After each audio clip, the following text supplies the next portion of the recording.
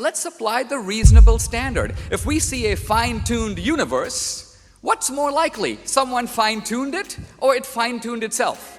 Could the universe have created itself out of nothing? Is there some alternative explanation for the data at hand? No. The time when I debate, it's people saying, nothing can come from nothing, you can't get something from nothing, so since there is something, someone must have wanted there to be something. Not, I think, a very impressive syllogism. I can't do it all this evening, but it's very easy for anyone to go and see Professor Lawrence Krauss deliver his brilliant lecture online called The Whole Universe from Nothing, which explains to you how indeed you can get very large numbers of things from nothing with the proper understanding. So admitting that I don't know exactly how it began is not at all the same as Dinesh's admission that he doesn't know either, because he feels he has to know. Because if it's not a matter of faith and it's not a matter of God, he can't say he believes in it a little bit. It must be a real belief to be genuine, and it must have some explanatory value. And he doesn't hold it very strongly, and it doesn't explain anything for which we have better explanations. The standards that I'm appealing to are, in a way, very intuitive. We have currently a major scientific project to look for life on other planets. Now, truth of it is, if we were to get information that on, let's say, the moon Europa, we found hieroglyphics, some interesting architectural structures, some apparent roving vehicles, this would settle the argument.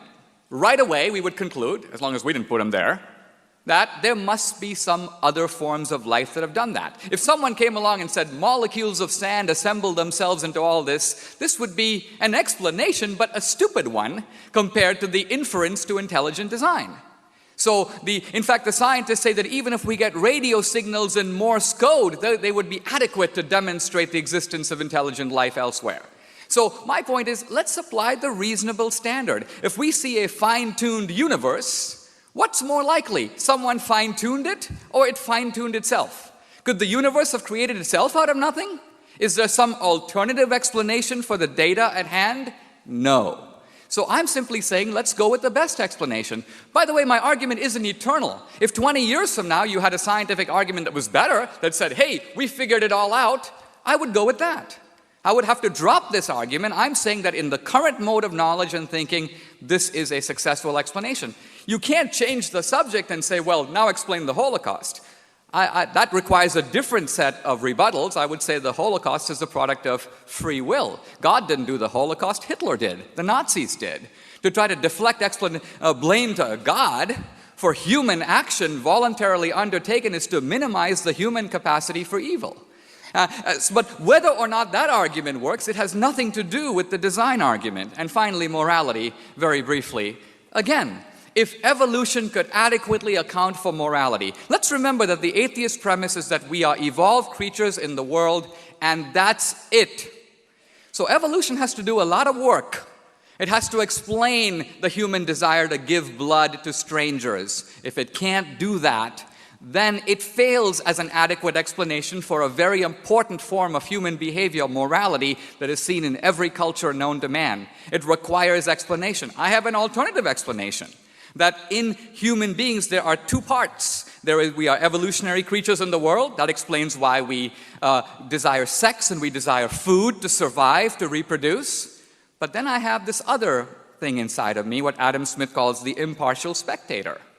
And that's another voice. And it's in me, but it's not of me. In fact, it's often stopping me from doing what I want to do. It's blocking my self-interest. Where does that come from? How does evolution account for that?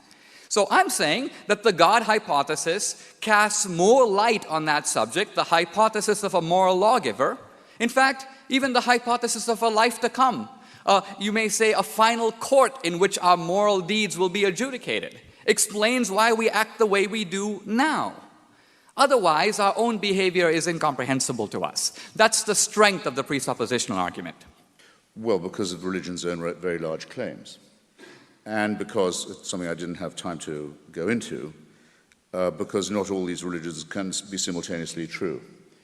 I mean, there are enormous numbers of competing religions. It's another reason that it's obvious to me that they're man-made. It's what you would expect if it was man-made. There'd be lots of religions with incompatible claims and theologies, and that this would lead to further quarreling. Either one of them is completely true, as the Roman Church used to say, it was the one true church. Some of its members still do. Or all of them are false, or all of them are true, which of course can't be true. Now to Dinesh and the matter of anomalies and the question of ex nihilo. Half the time when I debate, it's people saying, nothing can come from nothing, you can't get something from nothing, so since there is something, someone must have wanted there to be something. Not, I think, a very impressive syllogism. I can't do it all this evening, but it's very easy for anyone to go and see Professor Lawrence Krauss deliver his brilliant lecture online called The Whole Universe from Nothing, which explains to you how indeed you can get very large numbers of things from nothing with the proper understanding of quantum theory. And then tonight Dinesh says, really there was nothing, and the Hebrews were so clever that they knew that. And therefore they must have been right about God as well. This is ridiculous. The ancient Hebrews also thought that God made man and women out of nothing or out of dust and clay, whereas we have an exact knowledge, or increasingly exact knowledge, of precisely the genetic materials in common with other creatures from which we were assembled. And then, not content with that, he says biblical prophecy is true in respect of Palestine. This is an extraordinary thing, and you were right to mention the Holocaust. If it's true that God wanted the Jews to get back to Palestine, then it must have been true that he wanted their exile to be ended, the galut, as it's known to Zionism, the exile, the wandering. And we know how that wandering was ended, by Christian Europe throwing living Jewish babies into furnaces. Well, that must be part of the plan then, mustn't it? And some rabbis used to claim that, by the way. They used to claim that the Holocaust was a punishment for exile. And then people started to desert the synagogue, so they shut up about it until the '67 war. And then when the Israeli army got the Wailing Wall back, they said, we shouldn't have spoken so quickly.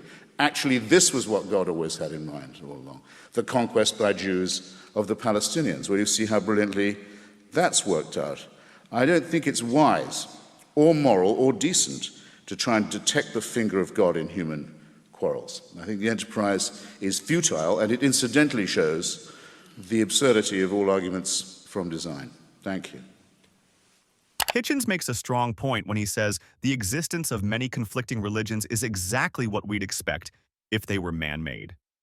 Historically, we know that religions often reflect the geography, politics, and culture of their time. For example, Hinduism, Norse mythology, and Christianity all developed in isolation, making wildly different claims about gods, morality, and creation. They can't all be true, but they can all be human inventions. On the idea that something can't come from nothing, that's outdated thinking. Quantum physics shows that virtual particles appear and disappear in a vacuum with no cause. Lawrence Krauss explains in A Universe from Nothing that space, time, and even matter can emerge from quantum fluctuations. The universe doesn't need a creator. It needs laws of physics, which we have evidence for. And on the fine-tuning claim, that's misleading. The observable universe is mostly empty, dark, and hostile to life. If anything, it looks like a system that barely supports life, not one designed for it. Life adapted to the universe, not the other way around. Well, was it to me first? Well, in that case, I can start with a compliment to Dinesh, because in one of his books, he tells the story of asking his father in India, Daddy, everyone around here seems to be Hindu, with quite a few Muslims. Why are we Christians? And his father said, because, Dinesh, my lad, the Portuguese Inquisition got to this part of India first. Which is, in fact, the full and complete explanation for that.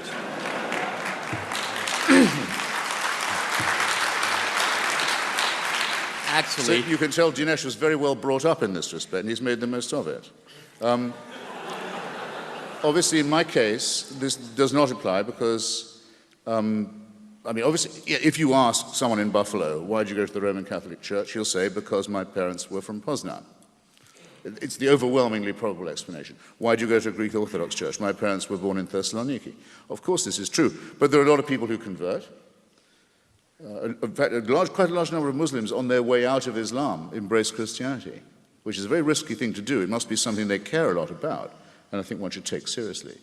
And though it was relatively easy for me, being born in England and emigrating to America, to leave the Church of England behind, that, believe me, is no sweat. our great religious poet, our great Christian poet George Herbert refers to the sweet mediocrity of our native church. What do you get if you cross an Anglican with the Jehovah's Witness? Someone who comes to your door and bothers you for no particular reason.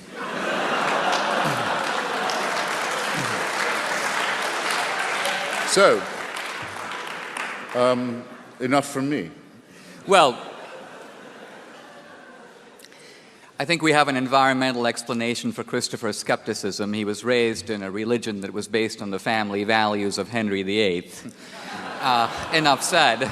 Now, with regard to the Indian explanation, his explanation is true but incomplete.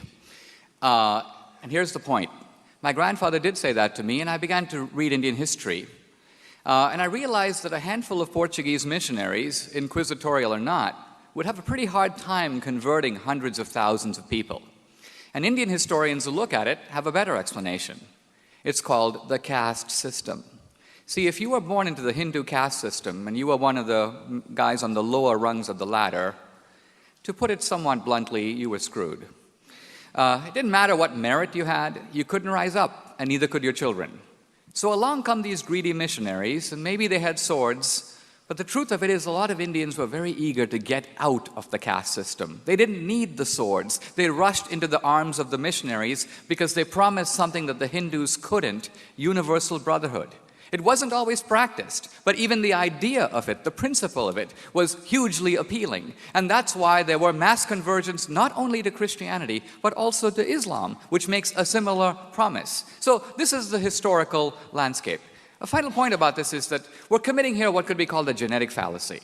We do it with religion. We always can see the fallacy if we apply it to any other area. For example, it is very probable that there are more people who believe in Darwin's theory of evolution who come from Oxford, England, than who come from Oxford, Mississippi.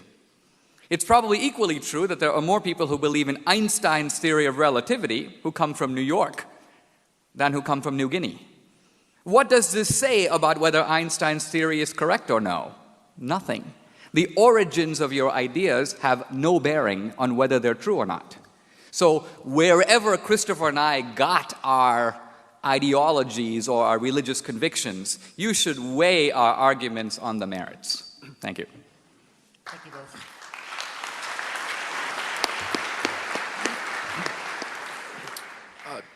Mr. D'Souza, you mentioned that you would only speak basically in secular terms, in terms of defending your faith without appealing to revelation or anything of that sort. Do you feel that there is an advantage for the world population at large for religious people to be required to defend their faith in such a venue, or do you feel that we would be better off if you had the luxury of only defending your faith within congregations of the faithful and without counterpart skeptics to demand that sort of intellectual line? I've argued that I think that Christians need to learn to be bilingual. And by that I mean to speak perhaps two languages, a Christian language at home or in church, and a more secular language in the public square. Not because we want to wear two faces, but because we want to make our arguments accessible to people who may not share our assumptions. And so a lot of times, if someone says, what do you think about gay marriage? The Christian opens to the book of Leviticus, not recognizing that the person he's talking to does not recognize the authority of Leviticus to decide the matter. So it becomes a futile enterprise, two ships in the night. The only way to have debate is to meet on some common ground. And in that sense, I think in a democratic society, the common ground of reason is a perfectly appropriate language for democratic discourse. So what we're doing here is a secular intellectual enterprise. If I was speaking, as I sometimes do, in a megachurch or at a Catholic event, I might speak in a little different language, but that's because I'm speaking to an audience with different assumptions. Hitchens is right to point out that most people follow the religion of their parents. It's geography and culture, not truth, that shapes belief. If you're born in Pakistan, you'll probably be Muslim. If you're born in Italy, Catholic. That alone should make us pause before declaring any one religion right. Now, D'Souza brings up caste as a reason for mass conversions in India. But this doesn't prove Christianity is true. It shows how social inequality can make oppressed people more open to any system that promises dignity. The same pattern happened with Islam and even communism. People seek escape, not necessarily truth. And calling that a genetic fallacy misses the point. Of course, ideas should be judged on merit. But when most people inherit religion instead of choosing it freely, that matters. Unlike science, which demands evidence and can be tested, religion often discourages doubt. Hitchens' argument isn't about where ideas come from. It's about how they spread. And on that, the evidence is clear. Belief is mostly born, not earned.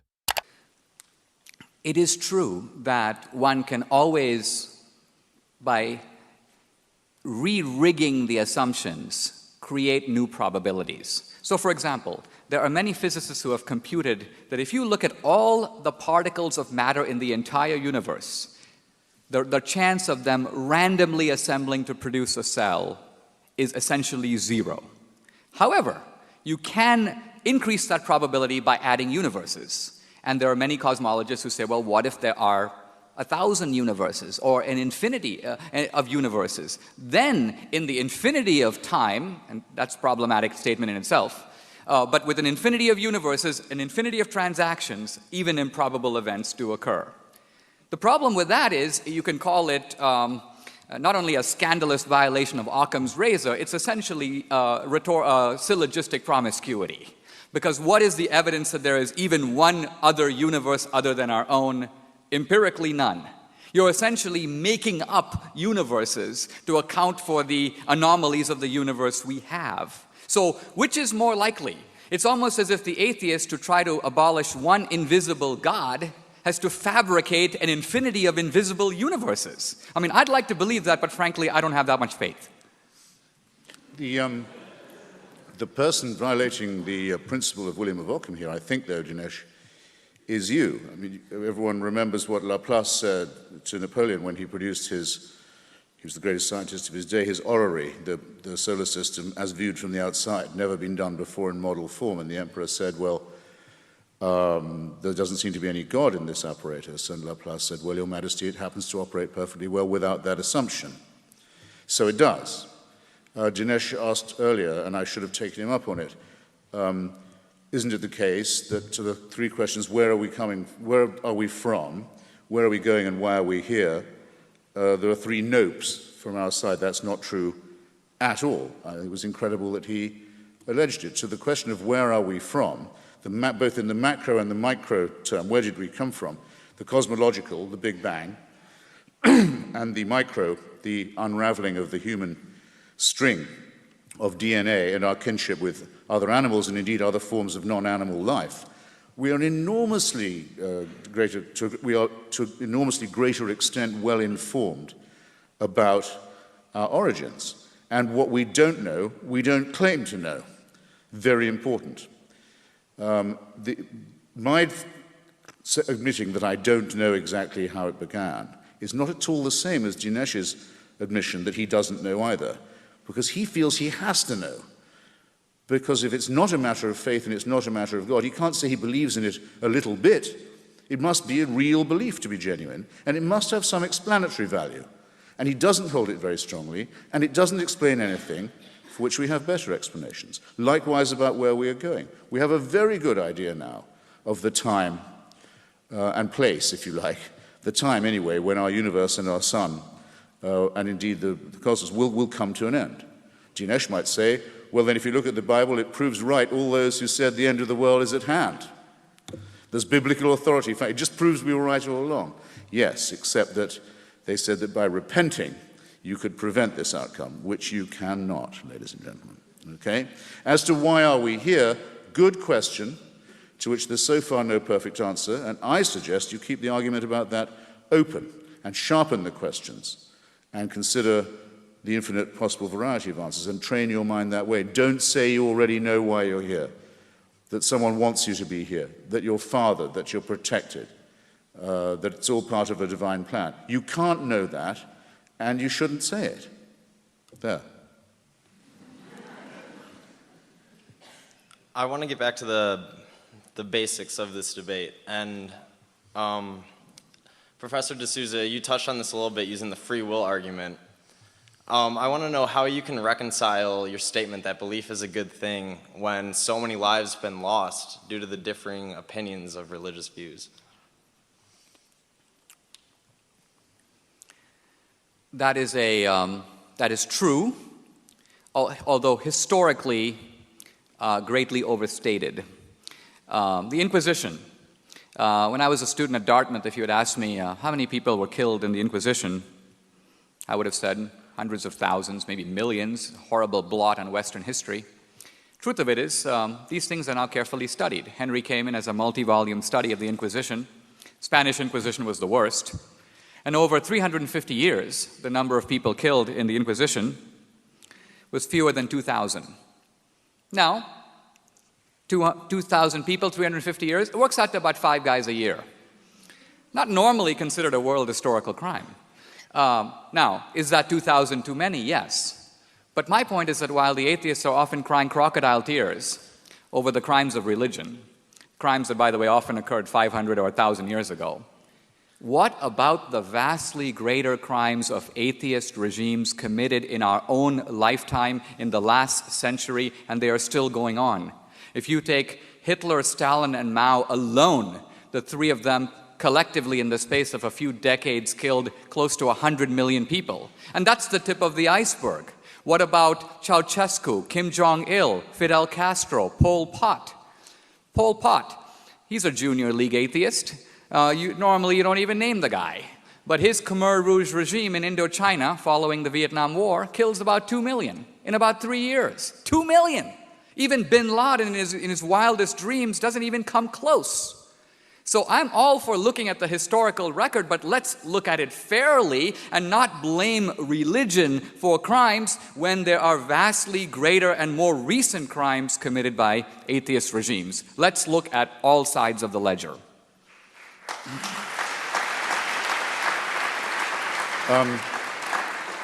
There's a factual and a theoretical comment to be made on that.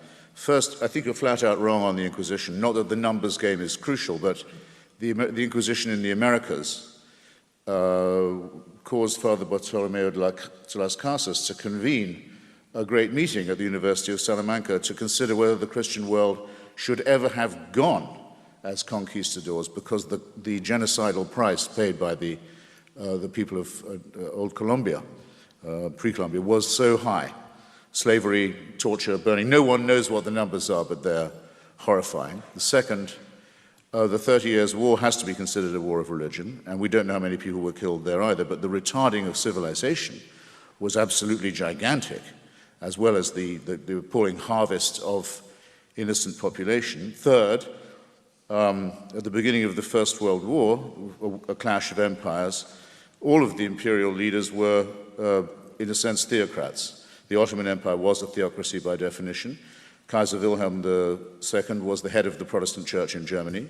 The Tsar of Russia was the head of the Russian Orthodox Church in Russia. The King Emperor of Britain, George V, was the head of the Church of England, as you say, rightly founded on the family values of Henry VIII. Civilization has not recovered from the retarding process of that war either. In fact, we never will get over what happened in that war. And those are wars of religion. Just to stay with the point of fact and on the allegation that the other killers are secular. Of the first one you mentioned, Adolf Hitler, it has to be said that I can almost give you the page reference of Mein Kampf, where he says that his desire to slaughter the Jews is because his fealty to the work of the Lord. He regards it as a holy cause. That's in Mein Kampf. Maybe he doesn't have the authority to say that, but you can't call him secular. On the belt buckle of every Nazi soldier, it read, Gott mit uns, every single one of them, God on our side. Just as the Confederacy had Deo Vindice as its official motto in the Civil War for slavery. It's been calculated by the Catholic historian Paul Johnson that up to 1/3 of the SS were confessing Catholics. If you change the word fascism, if you take it out of the history of the 1930s, just remove it, pretend it doesn't exist, call it a propaganda word, insert instead extreme Christian right wing, you have not to alter, you don't have to alter a thing about the spread of fascism from Portugal through Spain, across to Croatia, to Slovakia, where the head of the Nazi puppet regime was a priest in holy orders, Father Tiso. Vichy, Austria, you know the story, or if you don't, you should. Or anyone here who considers himself a Catholic should know that. This is not, I'm sorry to say, ladies and gentlemen, secularism. Of the others, I would actually say Pol Pot had a very extreme idea of a restoration of the old Buddhist authority known as the Angkar. But let me not quarrel too much. What was wrong with these heroic mass murderers? That they all thought that they could bring about an ultimate history. They all thought that with them, history would be consummated. History would in fact come to an end. They were messianic. The whole problem to begin with is the idea that human beings can be perfected by force, or by faith, or by conquest, or by inquisition. That can take an explicitly religious form or just another messianic form, but it reinforces the point I began with. Take nothing for certain. Don't believe in any absolutism. Don't believe in any totalitarianism. Don't ask for any supreme leader in the sky or on earth, for that way lies madness and torture and murder, and always will. Hitchens is right to point out that the worst atrocities in history were driven not just by ideology, but by certainty, the belief that some higher cause justifies inhuman actions. Religion has a long track record of this. The 30 Years' War alone killed over 8 million people in the name of competing Christian doctrines. The Crusades, colonial missionary violence, and forced conversions during the Spanish and Portuguese Inquisitions wiped out entire cultures. The numbers are often minimized by apologists, but that's not honesty, it's revisionism. D'Souza falsely equates secular authoritarianism with atheism. Stalin's regime didn't kill in the name of atheism. It killed to maintain power, just like the Christian monarchies that did the same with divine right. And Hitler wasn't an atheist. His writings and speeches often invoked God, providence, and divine mission. The Nazi Party signed a concordat with the Vatican in 1933 and was supported by many Catholic leaders. Their motto, Gott mit uns, God with us, was stamped on every soldier's belt buckle. And about science, yes, the multiverse is a theory. But unlike God, it's derived from real physics. Quantum field theory, cosmic inflation, and string theory all predict the possibility of multiple universes. No faith needed, just math, observation, and peer review. Hitchens' warning is simple. Belief in unquestionable truths, whether religious or political, creates the conditions for totalitarianism. History proves him right. Do you think society is safer when people admit they don't know everything, or when they claim divine authority over everyone else? Comment your thoughts below, like if this gave you something to think about, and subscribe for more content that challenges belief with reason.